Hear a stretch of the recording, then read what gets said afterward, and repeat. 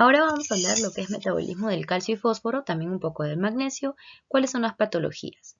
Pero antes de pasar a las patologías, vamos a recordar un poco lo del video pasado, lo que es lo normal. Entonces, tenemos que tener los valores de calcio sérico desde 8.5 a 10.5, pero esto mide el calcio total. Entonces, recordar que el calcio total está dividido en lo que está unido a proteínas, principalmente albúmina, un 40%, y lo que es ultrafiltrable, el 60%. De esto, un 10% está unido a aniones, que es lo que se unen, por ejemplo, como fosfato, y el 50% está calcio libre ionizado. Este calcio libre ionizado es el que responde a la PTH. Sin embargo, nosotros cuando medimos el calcio total. Entonces, algo que esté más unido a la albúmina nos va a cambiar el valor real. El valor real no va a ser igual al valor medido. Vamos a explicarlo mejor aquí. Por ejemplo, en acidemia. En acidemia tenemos que el pH va a estar más bajo, que es a la inversa de lo que es los hidrogeniones están más altos, ¿no? Los hidrogeniones están altos. Entonces, más hidrogeniones se unen a la albúmina, menos calcio está unido a la albúmina. Y hay más calcio libre ionizado. Acá está, más calcio libre. Entonces, en acidosis, el calcio medido va a ser menor al calcio ionizado. Es decir, el calcio medido va a estar bajo cuando en verdad el calcio ionizado va a estar alto. Va a estar bajo porque medimos el calcio total. Vemos acá en la albúmina, está bajo, pero el calcio el real, o sea, el calcio ionizado, que es el que responde, eh, que es el que estimula la PTH, va a estar más alto. Por eso vemos que el calcio medido es menor que el calcio ionizado o una hipocalcemia facticia, que no es real, o lo que es una hipercalcemia real, o puede también estar normal, ¿no? En lo que es alcalosis, por otro lado, entonces vemos a la inversa, hay un pH alto, menos hidrogeniones unidos a la albúmina, entonces hay mucho calcio unido a la albúmina, entonces cuando medimos el valor de calcio sérico nos va a salir alto, ¿cierto? Nos va a salir alto, pero realmente hay poco calcio ionizado libre, entonces acá tenemos que es una hipercalcemia facticia y hay una normo o hipocalcemia real. O sea, el calcio en realidad, el que estimula la PTH no está tan elevado, puede estar normal, incluso puede estar bajo. Entonces son estos, ¿no? Recordar que por cada 0,1 del pH que aumenta, va a disminuir el valor real va a estar disminuido en 0,16. Ahora vamos por lo que es la albúmina, ¿no? Esto era los cambios con lo que es acidosis o alcalosis. Ahora los cambios según la albúmina. Entonces, como decía, un 40% está unido a la albúmina. Tenemos entonces que si hay una hiperalbuminemia, si hay mucha albúmina, más calcio va a estar unido. Entonces el calcio medido va a estar bastante alto, pero el calcio ionizado no va a estar tan alto. Entonces hay igual una hipercalcemia facticia, igual que en esta de acá. Ahora vemos lo que es hipoalbuminemia. Cuando hay poco albúmina y lo medimos, vamos a ver como si hubiera poco calcio porque no hay mucho calcio unido. Entonces el calcio medido está menor que el calcio ionizado y hay una hipocalcemia facticia, pero realmente puede estar normal o puede estar elevado. Entonces todo eso lo corregimos con esta fórmula que se llama calcio corregido. Es igual al calcio total medido, lo que sacamos en el laboratorio, más 0.8 por la disminución de albúmina de a partir de 4, que es el valor normal, ¿no? Esto varía, pero para la mayoría es 4. Entonces, si el albúmina está, por ejemplo, en 3, decimos 4 menos 3, 1, y esto es 0.8 por 1, 1. Entonces, lo que me salga, imaginemos que el calcio medido me sale 10.5. En realidad, no está en 10.5, estaría en 11.5. Entonces, sí estaría elevado. Y así es como cambia. Ahora vamos a hablar de lo que es hipercalcemia, hipocalcemia y con ello cuáles son las patologías que se pueden ver. Entonces, por ejemplo, en hipercalcemia es cuando el calcio, como dije, total, el calcio medido está en mayor de 10.5. En realidad, acá es el calcio, tenemos que corregirlo, no hay que confirmar que realmente hay hipercalcemia con lo que anteriormente dijimos. Entonces, el calcio real tiene que ser más de 10.5. Una vez que ya lo confirmamos, si está disponible hay que revisar si tiene valores previos de calcio. ¿Por qué? Porque si tiene valores previos de calcio y han estado altos a lo largo del tiempo y la persona ha estado asintomática, podríamos sospechar que tiene una un hiperparatiroidismo primario o una hipercalcemia hipercalciúrica familiar. Porque estos suelen presentarse con personas asintomáticas que tienen hipercalcemia de larga data. Si está menos de 11, o sea, más de 10.5 el valor real, pero menos de 11, o sea, no está muy alto, ahí también sospechamos en un hiperparatiroidismo primario. Pero si sí está muy alto, ahí ya podríamos sospechar de una neoplasia. Entonces, este es nuestro primer enfoque. Lo otro que tenemos que saber es cómo llega una persona con hipercalcemia antes de pasar a cuáles son las etiologías. Entonces, una persona con hipercalcemia depende. Si la persona tiene menos de 12, o sea, así como que tiene más de 10.5, sí, pero menos de 12 puede estar asintomático. Pero si tiene más de 12, depende si es agudo o si es crónico. Si es agudo, con más de 12 me puede dar síntomas, o sea, si aumenta el calcio de manera brusca, me puede dar síntomas. Pero si le he dado tiempo para que se adapte y el calcio es entre 12, 14, crónico, se ha ido adaptando y puede que se tolere bien. Pero si está 12 a 14 y es agudo, ahí sí ya da síntomas bien marcados. O sea, si tienes 14 agudo, ahí sí da síntomas muy marcados. Más de 14, evidentemente, sea agudo o crónico, va a ser sintomático. Entonces, bueno, recordad también que la hipercalcemia es más frecuente que la hipocalcemia. Ahora vamos a ver qué síntomas pueden venir. Renales. Puede venir con poliuria porque hay una menor capacidad de la concentración en el túbulo distal. Entonces las acuaporinas, por decir, se endositan. Entonces va a haber ahí también una lesión. Túbulo intersticial, no capto agua y toda el agua la pierdo, ¿no?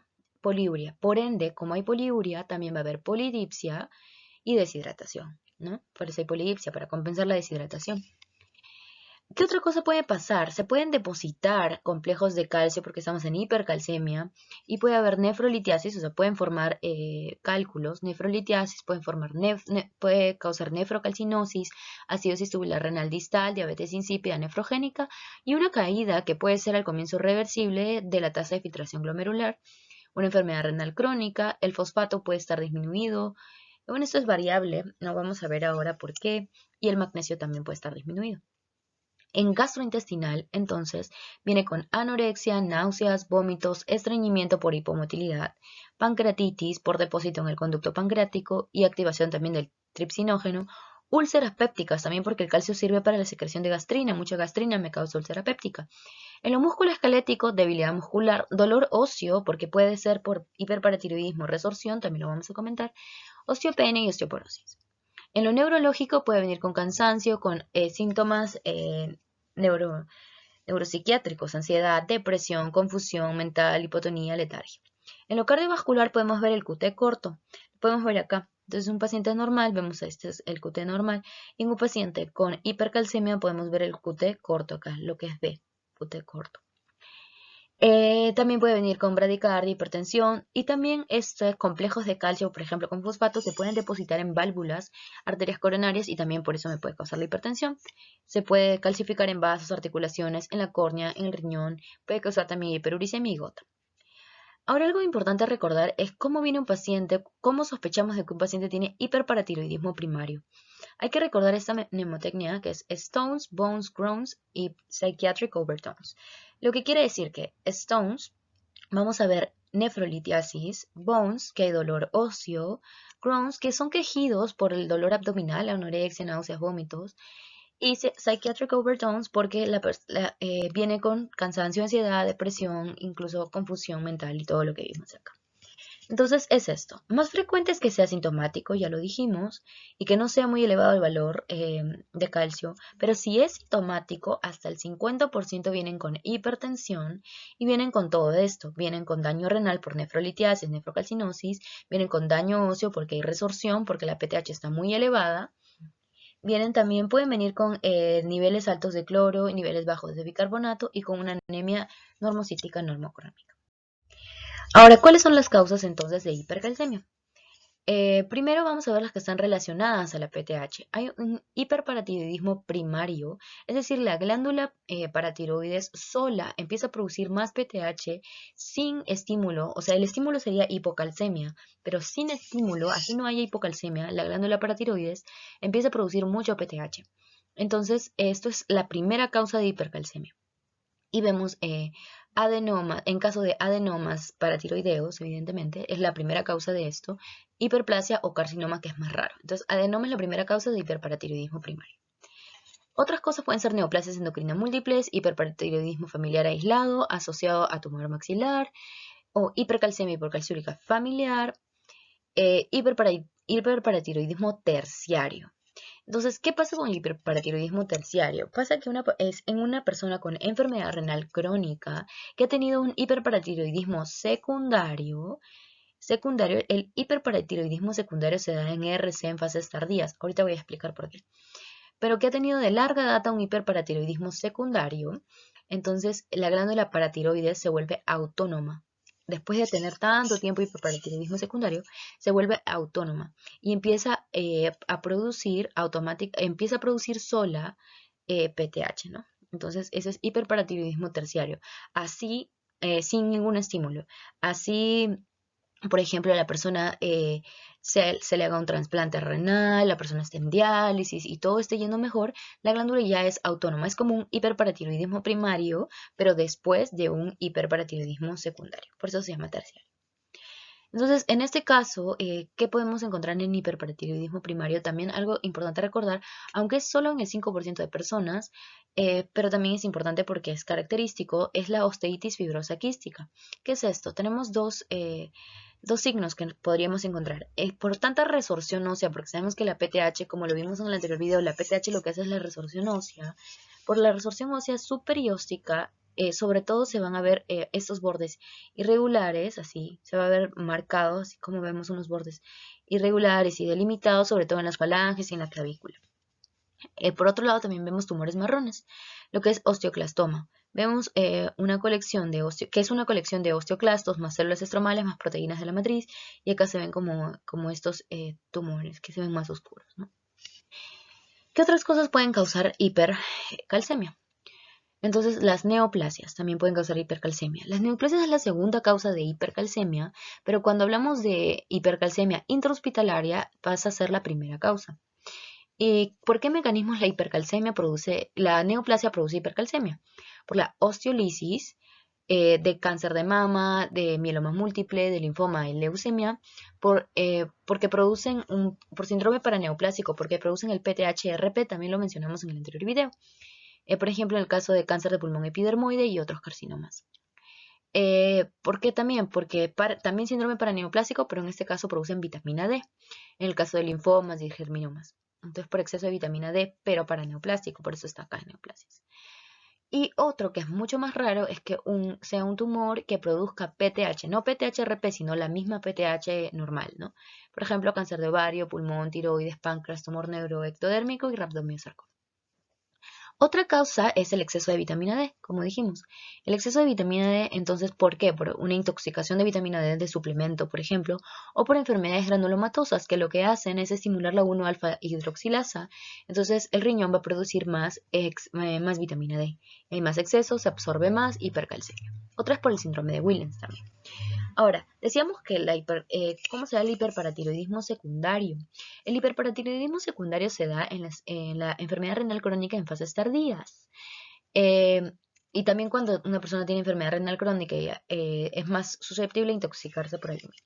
Entonces, ¿cuál es el mecanismo? Lo vamos a explicar mejor cuando explicamos enfermedad renal crónica, pero más o menos es que al comienzo la persona con riñones que están evidentemente enfermos van a producir una retención de fosfato porque no pueden eliminar todo ese fosfato. Entonces se une este fosfato que se ha retenido con el calcio y va a dar una idea de hipocalcemia. Entonces esta hipocalcemia va a estimular a la PTH y la PTH va a hacer una resorción ósea para poder compensar, evidentemente, sacar el calcio, pero al sacar el calcio también estoy sacando fosfato, ¿sí? Entonces se acuerdan que también sacábamos fosfato. Entonces cuando ya en fases tardías, como vemos acá, hay hiperparatiroidismo y hay más fosfato, pero también hay más calcio. Entonces, por eso es que esto se puede unir y se pueden calcificar. Entonces, hay más fosfato porque hicimos resorción ósea, pero en este caso ya no hay hipocalcemia, sino también hay hipercalcemia por la resorción ósea, ¿no? Esto el defecto de la vitamina D en riñones enfermos puede ser al comienzo y al final, o sea, es durante todo desde estadios tempranos hasta fases tardías. Puede ser porque dejan de producir lo que es 1-alfa hidroxilasa, entonces hay menor absorción intestinal, hay hipocalcemia y también estimulan la paratiroides. Por otra vía, cuando hay una acidosis urémica, o sea, acumulación de urea, una acidosis urémica, también se estimula la PTH para que salga el fosfato como buffer, porque el bicarbonato ya no está cumpliendo su función de buffer, entonces estimula esto para que salga el fosfato. Otras causas misceláneas, por ejemplo, que aumentan el recambio óseo o entre otras causas que pueden aumentar el calcio, son el hipertiroidismo, el exceso de vitamina A, la acromegalia, feocromocitoma, la insuficiencia renal, fármacos como la tiazidas, también lo explicamos en el anterior video, litio, teriparatide, abaloparatide, teofilina, tamoxifeno, en mujeres que tienen cáncer de mama y metástasis esqueléticas. Inmovilización prolongada también puede causar osteolisis, nutrición parenteral y este síndrome de Milk Alkali. Entonces, una persona que toma más, por decir, suplementos de calcio, entonces hay una hipercalcemia, pero también hay una alcalosis metabólica por estos suplementos dietéticos y el cloro también se va a ver bajo. Y la enfermedad de Payet. Entonces vemos que en casi todos hay una hipercalcemia, por ende va a haber una hipercalciuria por sobrecarga, pero en ciertos casos particulares no hay hipercalciuria, sino hay hipocalciuria. Esto es un poco más raro. ¿En qué casos? Cuando toman tiazidas, en el síndrome Milk-Alkali y en lo que es la hipercalcemia hipocalciúrica familiar. Sigamos. Entonces, vemos que la hipercalcemia ¿cuál es el algoritmo diagnóstico? Vemos primero el fosfato. El fosfato está bajo, vamos a sospechar que es un paratiroidismo primario. Porque la paratiroides está alto, podemos sospechar en un hiperparatiroidismo primario, porque la PTH lo que hace es la fosfaturia, entonces el fosfato va a estar bajo. También puede ser por litio o hipercalcemia hipocalciúrica familiar. Otro es, si vemos que el PTH está bajo, ahí sospechamos, porque el PTH real está bajo, ahí sospechamos de PTHRP, o sea, una neoplasia. ¿Sí? Recordar que los valores normales de PTH son de 10 a 65, varía, puede ser 20 a 55, depende, ¿no? Depende de la literatura, pero más o menos es así, entre 10 y 65. Ahora vemos si el fosfato está alto. Si el fosfato está alto, es que puede ser la vitamina D3 activa está alta. Si está alta es por granulomatosis, sarcoidosis, TBC que estimulan la 1-alfa hidroxilasa, entonces esto está alto, o linfomas también. Pero si el fosfato está alto y la vitamina D3 está baja, ahí decimos que hay una intoxicación por vitamina D3 inactiva, o sea, por eso la activa está baja. Vitamina A, mieloma múltiple, metástasis, líticos, hipertiroidismo o hiperparatiroidismo secundario o terciario. Ahora también recordar que el hiperparatiroidismo primario viene con vitamina D3 activa alta porque la PTH estimula la activación y la producción de vitamina D3 y cuando el PTH está bajo sí puede ser variable. Cuando el PTH está bajo puede ser que la vitamina D3 está alta por estas causas o puede estar baja. Otra cosa, una persona que viene con hipercalcemia independiente de la etiología, hay que saber cómo tratarlo. Entonces, como dije, depende. Si es menos de 12 y tiene pocos síntomas, no hay que tratarlo inmediatamente. O sea, no hay que darle tratamiento inmediato. Lo que sí es que se puede prevenir, ¿no? Evitar que tome tiazidas, evitar litio, evitar que se deshidrate, evitar la inmovilización, evitar todas las causas, ¿no? Una dieta mayor de 1000 miligramos al día de calcio y evitar el déficit de vitamina D. Evitar una dieta, ¿no? Mayor de 1000. Entonces, todo esto hay que evitar. ¿Qué pasa si una persona está de 12 a 14 de calcio sérico? Depende. Si es agudo, ahí sí hay que darle tratamiento inmediato. Como dijimos, si agudo sí hace síntomas en 12 a 14. Pero si es crónico, probablemente sea adaptado y esto ha sido en el tiempo. Entonces no es necesario que demos tratamiento inmediato si es que no tiene síntomas, ¿no? Y hay que hacer esto, ¿no? Tratarlo como la misma prevención. Y si es más de 14, ahí sí hay que darle el tratamiento inmediato. Si es más de 14, sea agudo o crónico, hay que darle el tratamiento inmediato. ¿Cuál es el tratamiento inmediato? Es hidratación salina isotónica, acá están los valores, cómo se da, calcitonina, acá también está cómo se da, y bifosfonatos. Esos tres, hidratación, calcitonina y bifosfonatos, acá también está cómo se da. ¿Sí? Hay que considerar que si está 18-20, súper alto, hay que considerar la hemodiálisis, porque sí está súper alto, ¿no? Y por algo será. Entonces, luego, después del tratamiento inmediato, después de todo esto, hay que tratar la causa de fondo. Si son enfermedades granulomatosas, sarcoidosis, tuberculosis, ahí sí estaría recomendado la prednisona, ¿no? Pero si es hiperparatiroidismo, ahí sí hay que ver, ahorita vamos a verlo, ahí sí hay que ver, depende. Si es hiperparatiroidismo primario, dijimos de nuevo, si es sintomático o asintomático. Entonces, si es sintomático, por ejemplo, que tiene nefrolitiasis, tiene fracturas por mucha resorción ósea, o es muy sintomático, si hipercalcemia sintomática, o sea, síntomas como dijimos psiquiátricos, ¿no? Si esto pasa acá, ahí sí deberíamos sugerir la cirugía. Si tiene condiciones para la cirugía, hay que hacerle la cirugía, ¿no? Que es sacar las paratiroides. Pero si está asintomático, hay que ver, depende. En realidad, para todo se recomienda cirugía, pero hay ciertos criterios. Si es asintomático, hay que ver estos criterios de acá. Si tiene 0 de 4 criterios, hay que darle cirugía si es que desea, si es apto, porque la única cura, por decir, es la cirugía. Todavía hay cierta controversia en que si se debería hacer o no la cirugía en asintomáticos, pero en realidad la única cura sería la cirugía. Entonces, si está apto y si desea, se le puede hacer cirugía. ¿Cuáles son los criterios? ¿Por qué? Porque si cumple uno de estos 4 criterios, ahí sí se recomienda la cirugía. Los criterios son calcio sérico más de 11.5, una densitometría ósea de cadera, columna lumbar o radiodistal, T-score menos de 2.5, fractura vertebral asintomática previa por imágenes, o sea, por imágenes vemos una fractura vertebral, tasa de filtración glomerular menos de 60, o sea, ya está haciendo una enfermedad renal, ya está en una enfermedad renal. Calcio urinario de 24 horas más de 400, esto me da sospecha de que puede estar empezando, o sea, es más riesgo de que haga nefrolitiasis o nefrocalcinosis o que la persona sea menor de 50 años. Si cumple con cualquiera de estos criterios, uno de 4 criterios, también se recomienda la cirugía.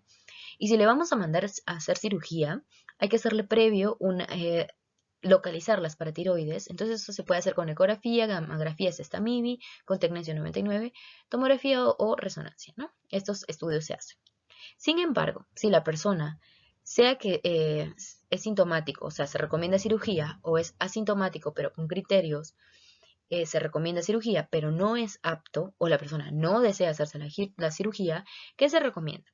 Se recomienda, depende de por lo que está viniendo. Si es asintomático, por ejemplo acá, si es asintomático, solo tiene uno de estos 4 criterios, pero no es que esté ahorita súper sintomático, le podemos hacer un seguimiento a largo plazo. Entonces hay que tomarle el calcio sérico y creatinina anual, hay que hacerle una densitometría ósea cada 1 o 2 años. Sin embargo, si viene por hipercalcemia sintomática, acá, y o muy severa, ahí sí hay que darle Sinacalcet. Sinacalcet, que es un calcio mimético, ahorita decimos que es 30 miligramos 2 veces al día. ¿Sí? Entonces, ¿qué es el Cinacalcet? Es un modulador del receptor sensible al calcio, o sea, el CAS-R que vimos, que es un receptor del calcio que está en la paratiroides.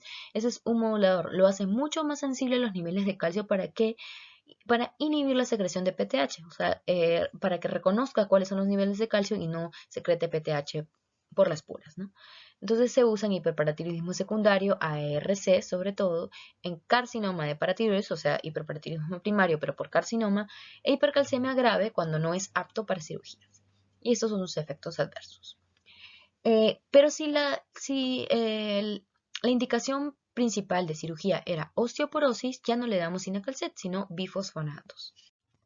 También recordar que lo más común de hiperparatiroidismo son en mujeres blancas mayor de 50 años. Ahora lo que es hipocalcemia. La hipocalcemia entonces es un calcio sérico menor de 8.5 y de igual manera que la hipercalcemia hay que confirmar que tenga hipocalcemia, ¿no? Viendo lo que es la acidosis o alcalosis y viendo lo que es la albúmina. Ahora, ¿cuáles son las causas de hipocalcemia? Depende si el PTH está alto o bajo. Acá vemos lo que es PTH bajo con el moradito, por ejemplo, hipoparatiroidismo, sea hereditario o adquirido. Adquirido más frecuente por cirugía. Hereditario porque la PTH se desarrolló anormalmente en la embriogénesis, ¿no? La síntesis anormal de la hormona o el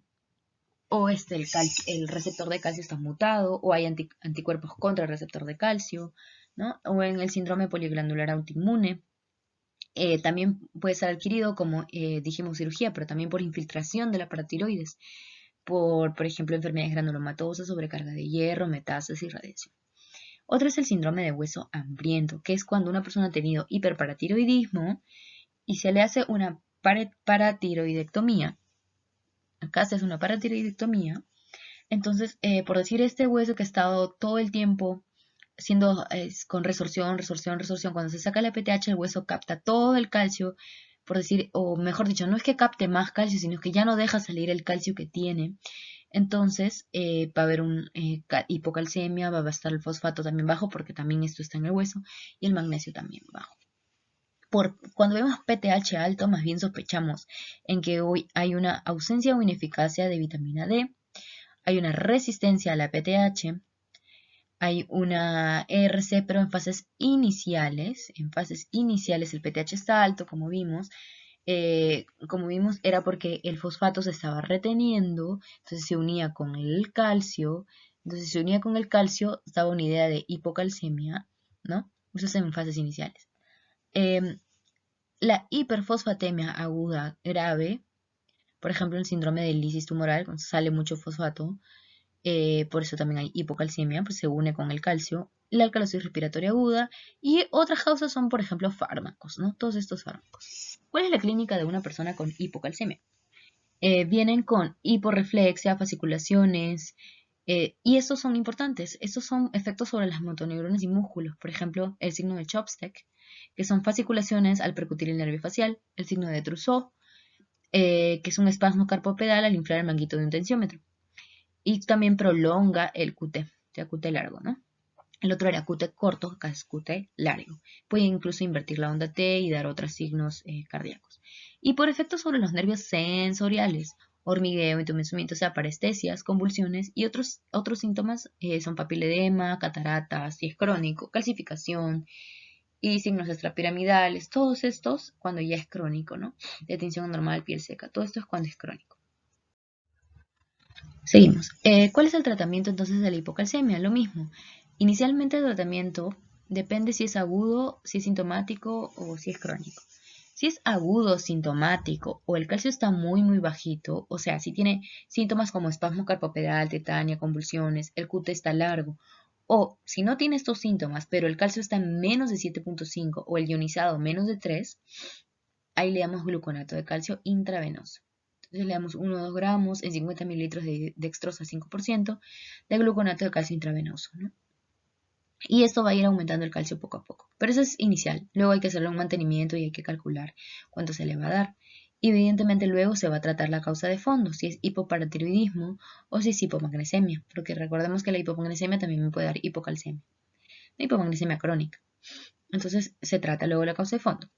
Si es más bien crónico, o si es aguda, pero no está tan bajo, o sea, está entre 7,5 u 8 el calcio, o tiene muy pocos síntomas, se le da suplementos de calcio más vitamina D, pero ya no intravenoso, sino vía oral. O sea, esto vía oral, ¿sí? Pero si la persona no es apta por la vía oral, o sea, no tolera la vía oral, sí se puede pasar a intravenoso.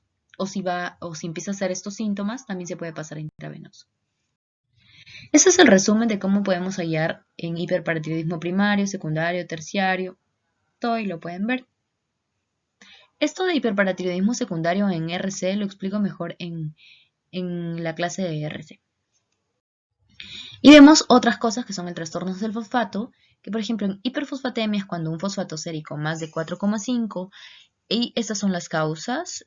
La clínica es por aumento del producto calcio por fosfato, o sea, va a haber calcificaciones, hipocalcemia por consumo, ahí vemos tetania, y cuando es crónico, hiperparatiroidismo secundario. Y la hipofosfatemia es cuando es menos de 2,5, esas son las causas, y la clínica es igual, trastornos de mineralización ósea, y los déficits de compuestos fosforados, porque el fosfato sirve para lo que es ATP, 2,3 difosfoglicerato, todo esto me va a alterar todo el organismo, ¿no? Porque ATP necesito para todo, y esto puede causar. Por último, el magnesio, entonces tenemos hipomagnesemia e hipermagnesemia. Hipo cuando es menos de 1,7 por ejemplo, mala absorción o porque perdemos mucho magnesio por alcohol, por diuréticos de asa. Redistribución también, o sea, lo tenemos pero está, ya no está extravascular. Y por ejemplo, estrés, abstinencia de alcohol e insulina. Y esa es la clínica, porque normalmente lo que hace el magnesio es transmitir el impulso nervioso porque inhibe la liberación de acetilcolina, o sea, en la unión neuromuscular. Con eso ayuda a la transmisión del impulso nervioso. Entonces, si hay hipomagnesemia, hay un aumento de excitabilidad neuromuscular por excesiva liberación de acetilcolina, tetania, cutelargo, temblor, arritmias, ¿no? Puede haber bloqueo de la secreción de PTH porque también hay hipocalcemia e hipocalemia. Y la hipermagnesemia cuando es más de 2,3, sobre todo porque hay un defecto en la excreción, o sea, no se puede excretar, nos quedamos con mucho magnesio y más bien hace lo contrario, hay una disminución de la excitabilidad, o sea, no transmite el impulso nervioso. Y por ejemplo, esto en la musculatura estriada me daría debilidad muscular y en la cardíaca me daría bloqueos o paro. Y también tiene otro efecto que es la vasodilatación periférica con hipotensión arterial. Y eso es todo y esas son las referencias.